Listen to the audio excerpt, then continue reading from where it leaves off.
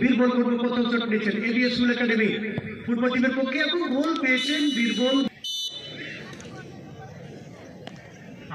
এই মুহূর্তে বাবলু মান্ডি বড়রা শিব শক্তি একাদশ ফুটবল টিমের পক্ষে প্রথম শট নেবেন এবং গোল পেয়েছেন বাবলু মান্ডি। উভয় টিমের একটি শট ফলাফল একাডেমি। লালপুর হুড়া ফুটবল টিমের পক্ষে অপরদিকে কিপার সঞ্জয় মান্ডি।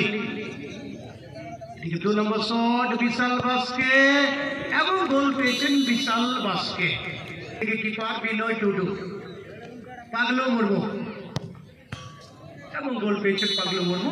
এর আগের ম্যাচে বলবেন এবিএস স্কুল একাডেমি ফুটবল টিমের পক্ষে।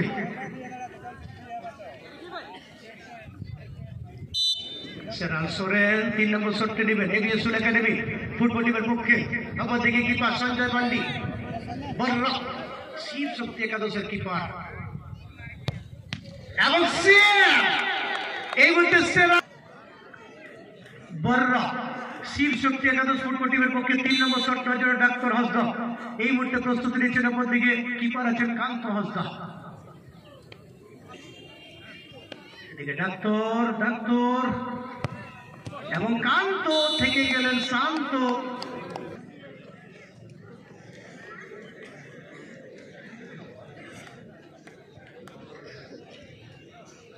চার নম্বর শট নেওয়ার জন্য এবিএস স্কুল একাডেমি ফুটবল টিমের পক্ষে লাগান হাসদা। অপরদিকে কিপার সঞ্জয় মান্ডি